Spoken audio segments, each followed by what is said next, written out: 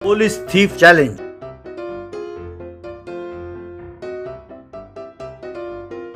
थानापुर में police station का बहुत बुरा हाल था। वहां बैठने के लिए कुर्सियां और मेज भी नहीं थे। जेल के दरवाजे भी टूटे हुए थे, इसीलिए चोर वहां से आराम से भाग जाते।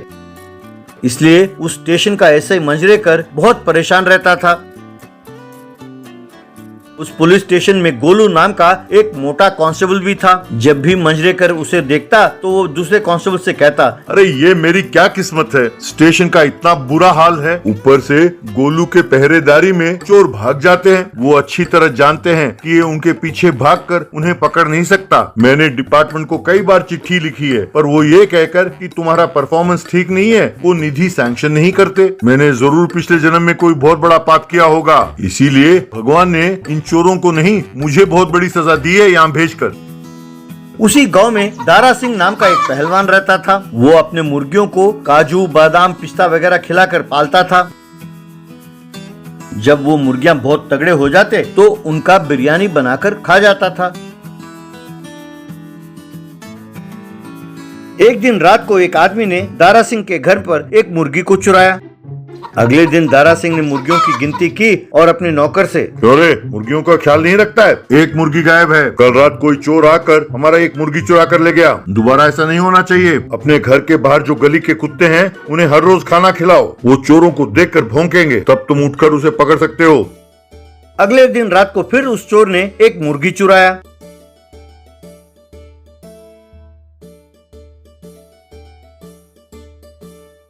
यूं हर रोज वो एक मुर्गी चुराने लगा।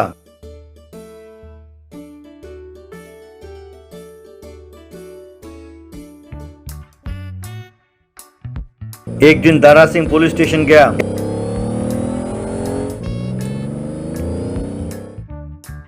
क्यों भाई, क्या आप लोग सचमुच के पुलिस हो? कोई चोर हर रोज रात को आकर मेरे घर से मुर्गी चुरा रहा है और आप लोग क्या कर रहे हैं? आप गांव में गश्त लगाकर पहरा दे रहे हैं या स्टेशन में बैठकर सो रहे हैं?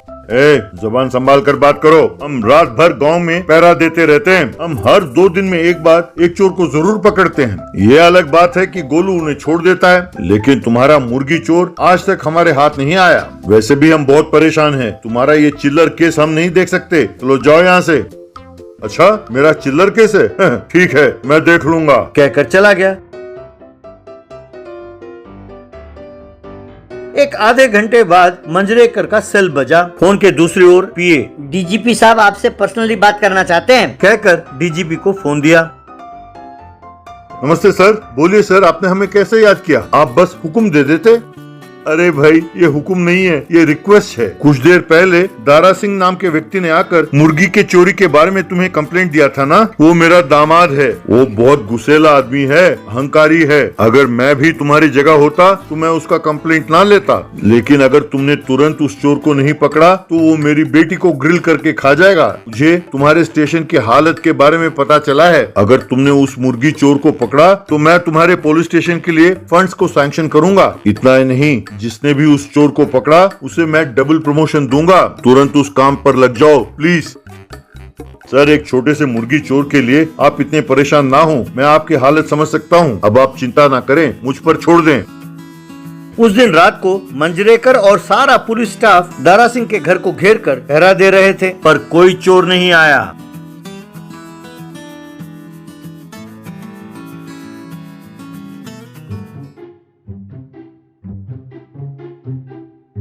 अगले दिन सवेरे दारा सिंह, मैं नहीं जानता था कि तुम लोग इतने मूर्ख हो।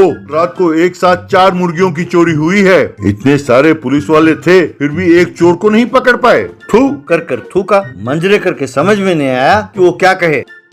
कुछ दिनों बाद मंजरेकर ने सब कांस्टेबल्स को जमा किया। देखो, इतने दिनों से हम उस घर का पहरा दे रहे हैं और सारे गांव वालों से हमने पूछताछ की, फिर भी हम चोर को पकड़ नहीं पाए। अब इस केस की तफ्तीश हमें दूसरे ढंग से करनी चाहिए। इसीलिए मैं आप सबको एक चुनौती देता हूँ। आप सब अपना अपना दिमाग इस्तेमाल करके इस केस को अलग ढंग से डील कीजिए। जो भी इस केस को सुलझाएगा उसे मैं डीजीपी के इनाम के साथ साथ अपनी ओर से 5 लाख रुपए का इनाम दूंगा। क्या आप लोगों को ये चैलेंज मंजूर है? तब सबने मिलकर ओके सर। उस दिन रात को गोलू मफ्ती में दारा सिंह के घर गया। साहब, मेरी पत्नी ने आज गुस्से में मुझे घर से बाहर निकाल दिया सर। इस गांव में मेरा कोई जान पहचान का नहीं है। आज एक रात आपके घर में बिताने के लिए मुझे अनुमति दें प्लीज सर। तब दारा सिंह ने ठीक है कहा। उस दिन रात को गोलू अपने कमरे के खिड़की से बाहर देखने लगा। तभी वो चोर अंडरग्राउंड के दरवाजे को खोलकर बाहर निकला। गोलू दंग रह गया। वो चोर बाहर निकलकर मुर्गी को पकड़ रहा था। अरे रुको, अगर तुम भाग गए तो मैं तुम्हें पकड़ नहीं पाऊंगा, मैं पहले ही कह देता हूँ। तब वो चोर भागने लगा। तब गोलू ने मंजरेकर को फोन किया।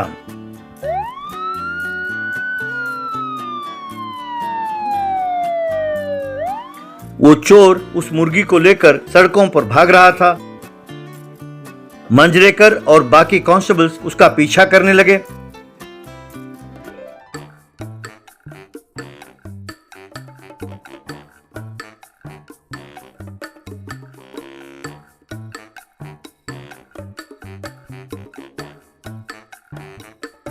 आखिरकार उसे पकड़ लिया। अगले दिन सवेरे उस चोर और दारा सिंह को लेकर वो अंडरग्राउंड गए। वहां पर चुराए हुए सारे मुर्गियां थीं। उन सब मुर्गियों को देखकर दारा सिंह बहुत खुश हुआ। अरे भाई, तुम हो कौन? एक तो मेरे घर के नीचे तुमने अपना घर बना लिया, ऊपर से मेरे मुर्गियां चुरा कर तुमने वहाँ छुपा कर रखा है। मेरा नाम श्यामल दास है। तुमने नकली कागजात दिखाकर मेरे पिताजी से ये जमीन जब्त कर ली जबरदस्ती। इसीलिए मैंने तुम्हारे घर के नीचे ही एक घर बनाया। इस जमीन का ऊपर वाला हिस्सा तुम्हारा हो सकता है, पर जमीन के अंदर वाला हिस्सा तुम्हारा नहीं है। कानूनी तौर पर तुम मेरा कुछ नहीं बिगाड़ सकते। मैं भी एक वकील हूँ। मैंने सोचा कि तुम्हारे प्यारे मुर्गियों को चुरा कर तुम्हें परेशान करूँ। ये बहुत मामूली केस है। मैं जुर्माना भरकर बाहर आ जाऊंगा। ये सुनकर दारा सिंह हैरान हो गया। अरे वाह, इसकी वजह से हमारा बहुत फायदा हुआ। यूं सोचकर उसने भगवान को प्रणाम किया। तब थानापुर पुलिस स्टेशन के लिए सारी सुविधाएं उपलब्ध हुई। मंजरेकर ने गोलू का सम्मान किया और उसे 5 लाख रुपए भी दिए। मुझे माफ करो गोलू, मैं नहीं जानता था कि तुम इतने चतुर हो। मैंने तुम्हारा बहुत अपमान किया। अब तुम्हारे कारण मुझे भी प्रमोशन मिल रहा है, पर मेरी सलाह ये है कि तुम अब पतले हो जाओ। अब तुम ऐसे ही बन गए हो। तब गोलू ने उन्हें सैल्यूट किया। Mini chicken clay house. Madarawada नाम के गांव में एक साइंटिस्ट रहता था। वो अपने प्रयोगशाला में कई किस्म के प्रयोग करता रहता था और काफी बिजी रहता था। उसके बेटे का नाम था अरविंद। उसे नॉनवेज बिल्कुल पसंद नहीं था। जब डाइनिंग टेबल पर सब खाने के लिए बैठते तो वो धत, चिकन की बदबू। मम्मी, तुमसे कितनी बार कहा है कि नॉनवेज ना पकाया करो। क्या तुम नहीं जानती कि जीवों को मारकर पकाकर खाना पाप है? कितनी बार कहा है कि घर में कोई चिकन ना खाया करे। आप लोग समझते ही नहीं है। पर बेटे, ये तो सब खाते हैं, इसीलिए हम भी खा रहे हैं। बेटा, तुम्हारे पिताजी को चिकन बहुत पसंद है। जरा रुको, उस चिकन के बर्तन को जरा दूर रखती हूँ। बेटा, तुम्हें पसंद ना हो तो ना खाया करो, पर दूसरों को खाने से रोकने का हक तुम्हें नहीं है बेटा। यूं मान लो कि भगवान ने कुछ जीवों को सिर्फ खाने के लिए ही पैदा किया है। पिताजी, सबके लिए भगवान को दोष ना दो। क्या चिकन खाने से ही भूख मिटेगी? क्यों, दाल चावल खाने से पेट नहीं भरता? ये सब बेकार की बातें आप मुझे ना सुनाएं। एक दिन साइंटिस्ट ने एक मैजिकल टॉर्च लाइट का आविष्कार किया। तभी उसकी पत्नी चाय लेकर वहां पहुंची। उसके साथ अरविंद भी वहां गया। याहू! 4 साल से मैं जो लगातार मेहनत कर रहा था, मुझे आज उसका फल मिला है। आज मैं बहुत खुश हूँ। अरे भगवान, आज बढ़िया चिकन बिरयानी बनाकर रखना। आपने ऐसा क्या आविष्कार किया है? आप इतना खुश क्यों हैं? अरे क्या आविष्कार किया? तुमने ऐसे ही पूछ लिया। मैंने ये मैजिकल टॉर्च लाइट का आविष्कार किया है। मैं इस टॉर्च लाइट को जिस पर भी डालूं, उसका आकार छोटा हो जाता है। दोबारा लाइट डालने पर वो साधारण हो जाता है। चाहो तो तुम देख लो, मैं तुम पर ही प्रयोग करता हूँ। कहकर उस पर टॉर्च लाइट का प्रकाश मारा। बस उसकी पत्नी का आकार छोटा हो गया। उसकी पत्नी घबरा गई। दोबारा उस पर टॉर्च लाइट मारा तो वो बड़ी हो गई। ये देखकर अरविंद हैरान हो गया। हर रोज अरविंद जब स्कूल जाता था, वो एक चिकन की दुकान के सामने से गुजरता था। वहाँ पर जो मुर्गियाँ थीं, ये उन्हें दाने डालता था। वो मुर्गियाँ खुश होकर कहकर वो दाने चुगती थीं। क्यों अंकल जी, आप इन मुर्गियों को मारते हैं? आपको दुख नहीं होता? क्या ये पाप नहीं है?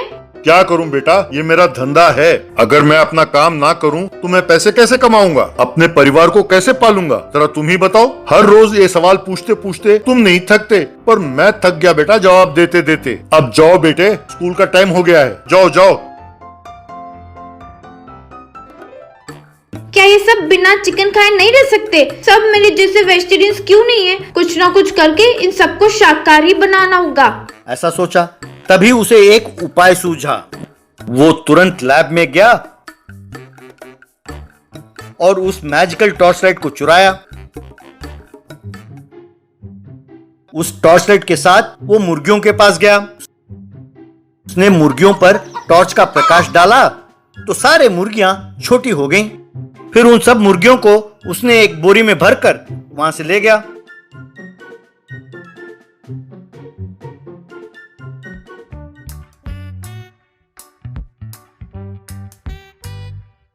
फिर अपने घर के पीछे उसने एक मिनी चिकन क्ले हाउस बनाया।